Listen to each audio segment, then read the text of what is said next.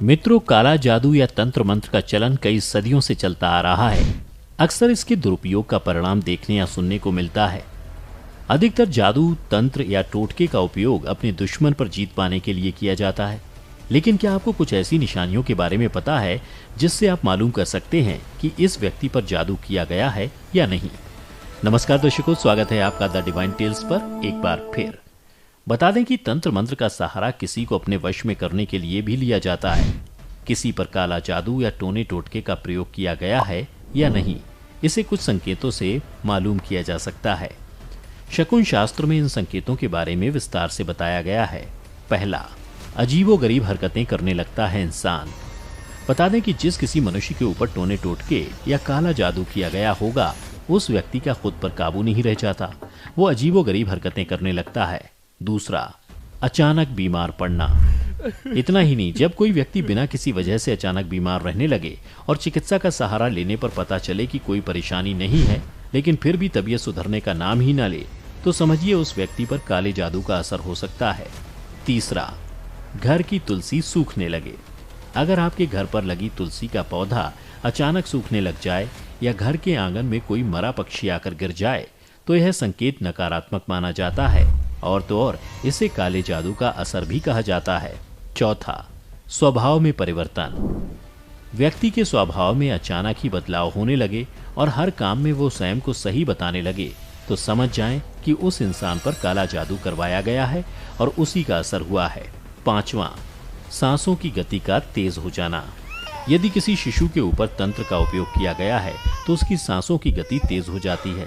आपने जीवन में भूत प्रेत बाधा से ग्रसित व्यक्ति को देखा होगा, जिसके गले से सांस लेते वक्त डरावनी घरघराहट निकलने लगती है। यह भी एक प्रमुख संकेत माना जाता है। छठा, नाड़ी गति का तेज हो जाना। वैसे तो भगवान ने हमारे शरीर में कई तरह की खूबियां दी हैं। अगर शरीर पर किसी भी तरह यानी भूत प्रेत का हमला होता है तो शरीर उसका प्रतिरोध करता है, लेकिन यदि किसी पर जादू या तंत्र का इस्तेमाल किया जाता है तो शरीर जब तक सक्षम होता है उसका सामना करता है। ऐसा कहा जाता है कि इन शक्तियों का असर काफी तेज होता है। यही कारण है कि इससे नाड़ी की गति तेज हो जाती है। सातवां, होने लगे ऐसा तो सतर्क हो जाएं। ये तो सभी को पता है कि रात में कारी शक्तियां सक्रिय हो जाती हैं। यही कारण है कि तांत्रिक और अघोर क्रियाओं के लिए रात का समय सबसे उचित माना जाता है। तभी ये अपने लक्ष्यों पर हावी होने की कोशिश भी करती है। ऐसे हालात में जिस मनुष्य पर तांत्रिक प्रयोग हुआ है वह अगर सोया हुआ हो तो अचानक चिल्लाकर जग जाता है या उसे खतरनाक भयानक सपने आने लगते हैं। आठवां, आंखों के नीचे काले गड्ढे।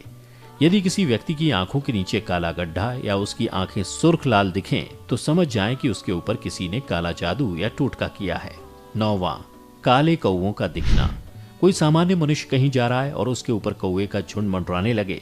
वहीं अगर ये एक बार हो तो इसे इत्तेफाक समझिए, लेकिन ऐसा बार बार होता है तो समझ जाएं कि ये भी काले जादू का संकेत माना जाता है। 10वां, कुत्तों का भौंकना। ऐसा कहा जाता है कि कुत्ते नकारात्मक शक्तियों को महसूस करने लगते हैं। कुछ भी गलत होने से पहले उन्हें ज्ञात हो जाता है और तो और वो भौंकना भी चालू कर देते हैं। ऐसे में आप बाहर निकलते हैं और कुत्ते आप पर हर दिन भौंकते हैं तो समझ जाएं कि आप पर काला साया है।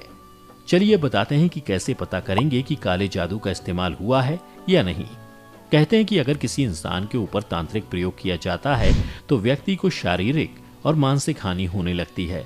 उसके विचार अचानक नकारात्मक होने लगते हैं या फिर हर वक्त वो कमजोरी महसूस करने लगता है। इसके अलावा अगर किसी पर तंत्र विद्या या काले जादू का प्रयोग हुआ है तो इसके लिए रात को सोते समय बिस्तर के नीचे एक गिलास में पानी भरकर रख दें। अगले दिन सुबह उठकर सबसे पहले उस पानी को किसी पौधे में डाल दें। ऐसा आपको 8 दिनों तक लगातार करना होगा। कहा जाता है कि यदि मनुष्य पर तांत्रिक प्रयोग हुआ होगा तो वह पौधा कुम्हला जाएगा या पौधा 2 से 3 दिन में ही सूख जाता है। कैसे हुई थी तंत्र विद्या की शुरुआत?